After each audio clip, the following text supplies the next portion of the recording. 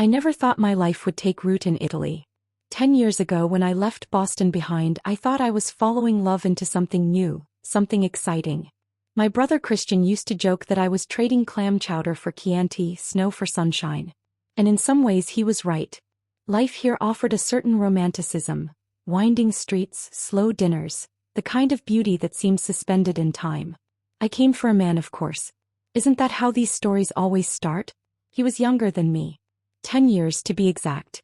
At 27 he had all the reckless energy of youth and the burning certainty that he could protect, provide, love unconditionally. His name was Marco. Dark-haired, with eyes that gleamed like espresso under sunlight. Our first few months together felt like scenes from an Italian film. Spontaneous weekend drives to Florence, arguments that ended in laughter, nights wrapped in each other's warmth. But Marco wasn't what he seemed. Or maybe he was, and I simply didn't want to see it. The charm gave way to something else. Control. His affection grew possessive, the kind that disguised jealousy as devotion. I couldn't smile at the waiter without a scene. I couldn't wear red lipstick without an interrogation. Slowly, the freedom I'd once loved about Italy turned into a cage, gilded but claustrophobic. We were married less than a year after I arrived. It lasted 2 years. After the divorce I stayed. Why? I ask myself that sometimes. Perhaps because starting over again felt too exhausting. Or maybe because somewhere, despite everything, I had fallen in love. Not with Marco but with the air here, the rhythm, the land. Besides, my work, freelance translating, tutoring tourists in Italian, tied me here in a quiet, persistent way. Christian always called. Even when the Atlantic stretched wide between us, he never let me drift too far. My big brother, ever the golden child with his tidy life in upstate New York, a loving wife and a son. Damien, my nephew. The last time I saw Damien in person he was no taller than my waist, a bundle of curls and toothy grins. I had a photo of him stuck on my fridge. Him at 14, slouched in a hoodie, smirking in the way teenage boys do when they're trying too hard not to smile. That image had been the only thread tying me to the idea of him as he grew older. A static echo of a boy I once tickled into hiccuping fits during family visits. And then one afternoon everything shifted. It was Christian's voice on the other end of the phone, crackling slightly through the signal delay. He was turning 45 and planning a party. Big, loud, everyone there. And he wanted me there too. Come home, Sal. It's been too long. I hesitated. Not because I didn't want to go but because the logistics were always a mess. Passport renewals, work finances. And if I was honest with myself, maybe part of me feared seeing everything I had missed. The birthdays. The changes. The time I'd let slip away like rain on cobblestone.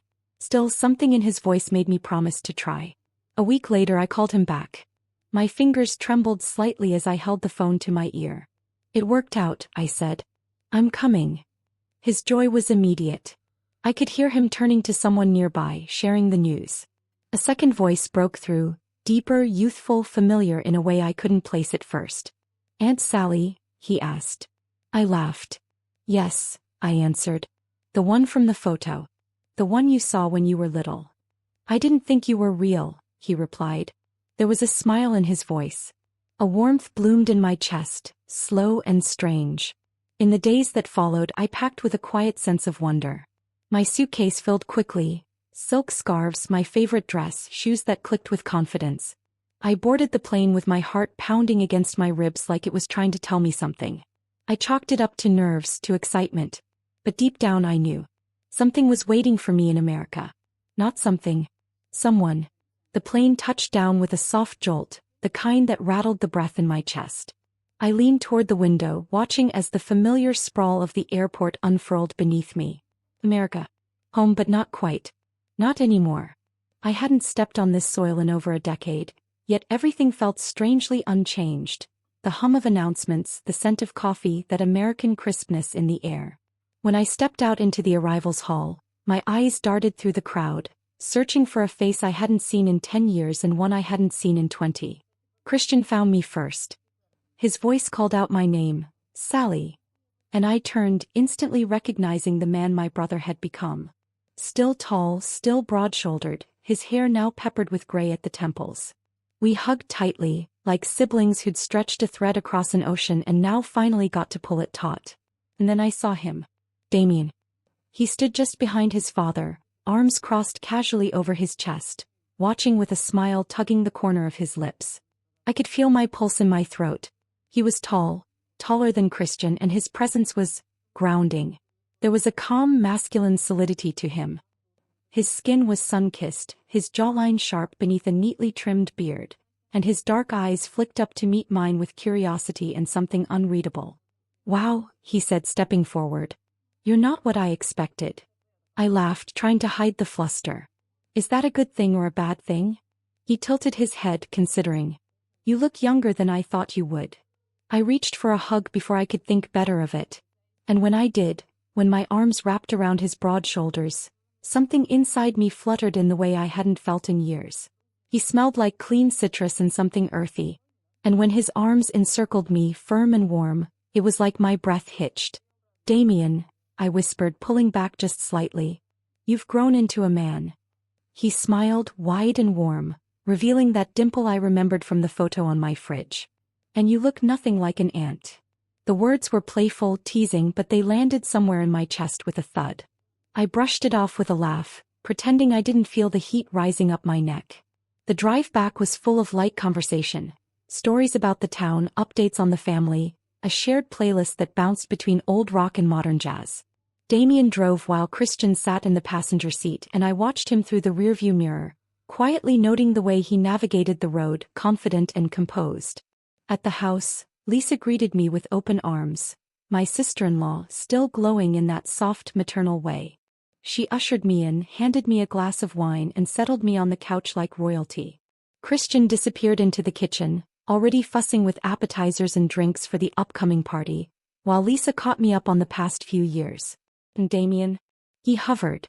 Not overtly, not in a way that would draw attention. But he lingered, near the doorframe or in the kitchen doorway, offering to help with things that didn't require help. Every time I laughed, I could feel his gaze. Every time I crossed my legs or tucked a strand of hair behind my ear, it was like the air between us pulsed. At one point, I looked up from a story I was telling Lisa and caught him staring. "Damien," I said, patting the space beside me on the couch. "Come sit with us. Don't make me beg." He hesitated for a moment, then crossed the room and dropped beside me.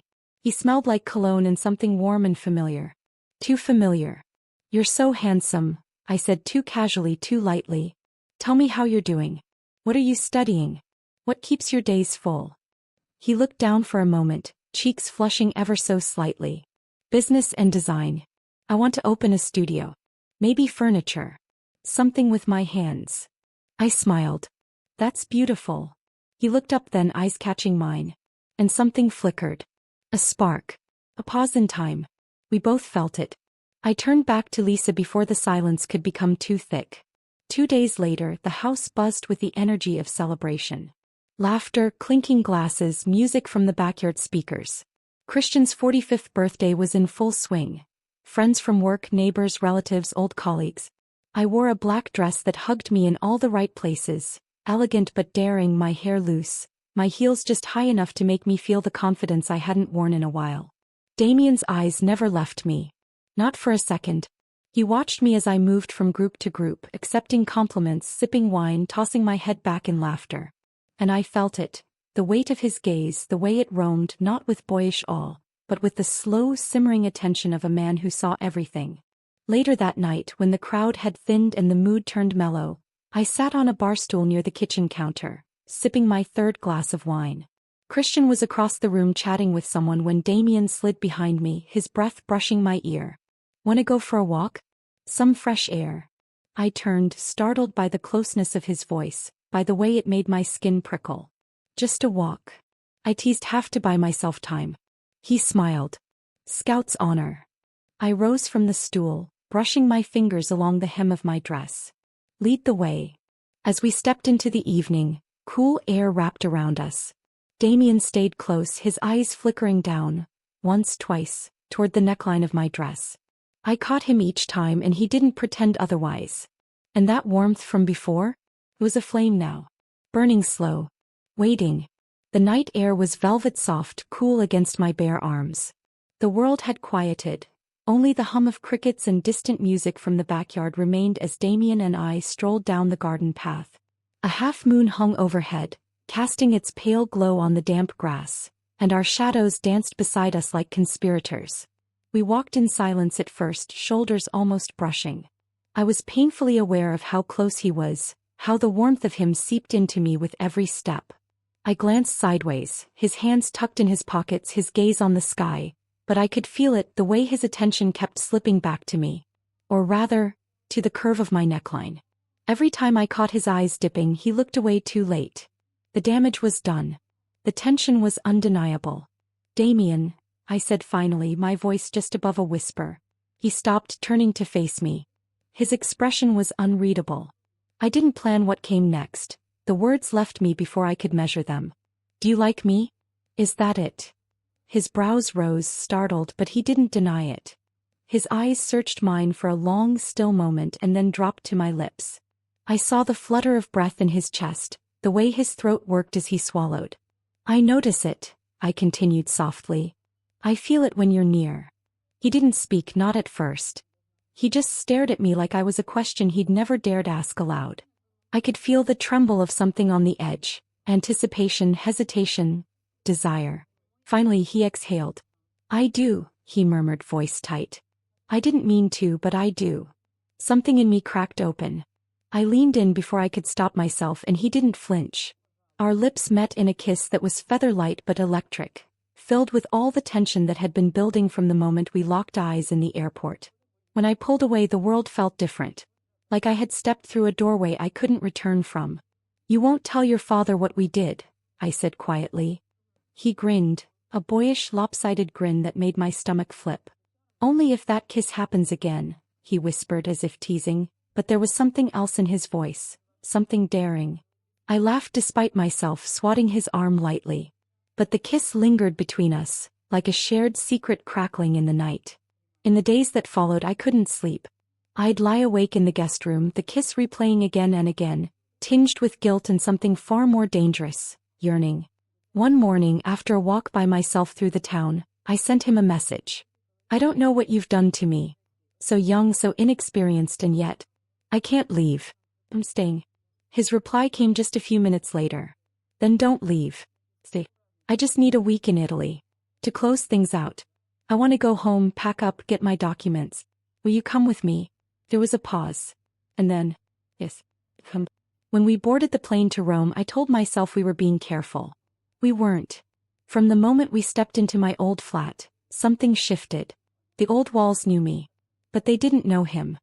He stood in my kitchen, turning a wine glass in his hands, looking at the photos I'd left on the fridge. "It's strange," he said, "being here with you." I stepped closer, my voice low. "It's strange for me too." That night, the kiss we shared wasn't featherlight. It was fire. We kissed like two people who had never been kissed before, clumsy, aching, too much and not enough all at once. We kissed like teenagers who'd snuck away from a party. We kissed like we needed it to breathe. And I thought, so this is what it feels like to forget everything but the moment. Italy felt warmer than usual that week. Not because of the sun, but because of him. Damien moved through my apartment as though he belonged in it, barefoot on the cool tile floor, drying dishes at the sink, standing in the doorway of my bedroom asking where I kept the extra towels. Everything about him was casual, except the way he looked at me. That was never casual. When I wasn't watching, I caught him watching me, when I brushed my hair in the morning, when I leaned over to zip my suitcase, when I cooked. And when our eyes met, neither of us looked away anymore. It was a game we weren't playing anymore. One night, we stood at the open window overlooking the narrow cobbled street. The city buzzed faintly below, but inside, the silence between us held more meaning than words ever could. "I used to think I was done with love," I said softly, tracing the edge of the glass with my fingertip. "It just took too much from me." Damien stepped behind me, close enough that I felt the warmth of his breath. "Maybe it's not love that's the problem," he said. "Maybe it's who you gave it to." I turned. His hands were in his pockets, his shoulders tense, like he hadn't meant to say it aloud. But it was too late. And maybe I wanted him to say it. He took a step closer and I didn't move away. His voice dropped, husky and uncertain. "You don't see what I see when I look at you." "What do you see?" I asked. "You," he said simply. "Not an aunt. Not older. Not off limits. Just you." I didn't answer with words. I kissed him again. And it was nothing like before. It was deeper, longer, full of questions and answers neither of us dared to speak. It wasn't a secret anymore. It was real. That night, I lay in bed with my head on his chest, listening to the steady thump of his heart, feeling it echo in my own. He ran his fingers along my arm in slow, lazy patterns. "I'm scared," I whispered. He nodded against my hair. "Me too." We stayed a week in Italy. Packed my things, closed the lease, gathered my documents. When we flew back to America, it felt like returning from a dream. Christian picked us up from the airport, smiling like nothing had changed. Like we hadn't. Back at the house, things were different even if no one noticed. At least not yet. Damien and I moved carefully. We didn't need to speak to feel the pull. It was there in the way his hand brushed mine in the hallway, the way his gaze lingered a second too long at dinner. We had slipped into something we couldn't define. A world of glances, quiet touches and late-night texts sent from rooms only feet apart. And then one night I found him waiting for me in the backyard. "Do you regret it?" he asked quietly. I didn't answer immediately.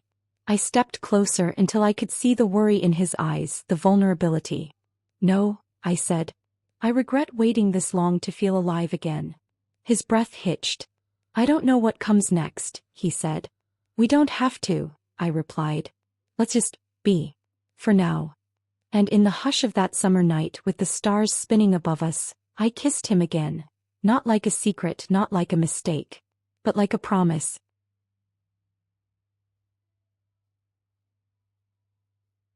The summer turned to fall and with it came a rhythm, a quiet one, secret and sacred.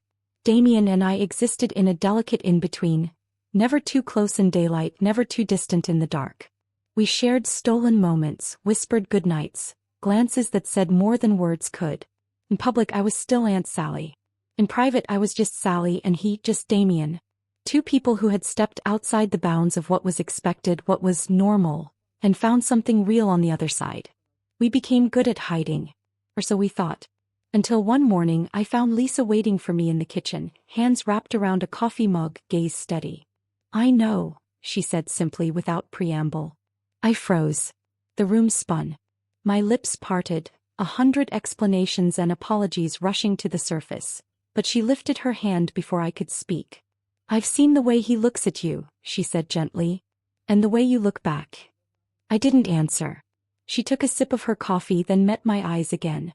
I thought it would upset me. But it didn't. What surprised me was how right it looked. I blinked, unsure if I'd heard her correctly. "I don't need to understand it," Lisa continued. "Love isn't always clean or simple. Sometimes it finds us in the places we least expect, in ways we were never prepared for." My voice barely rose above a whisper. "You don't mind?" She shook her head slowly. "I've watched you come alive again, Sally. I saw it before I knew why. And Damien, he's never looked at anyone the way he looks at you. Not even once." Tears welled in my eyes, unbidden. "I'm not asking for permission," I said. "I know," she replied. "But I'm giving it anyway." Then she smiled, soft, knowing, full of grace, and stood placing her empty mug in the sink. "Just don't make me a bridesmaid," she added and left the room. That night when I told Damien, he pulled me into his arms and laughed, holding me like someone who had finally exhaled after holding his breath for too long. And from then on we stopped hiding. We didn't make announcements or change the world. We simply lived.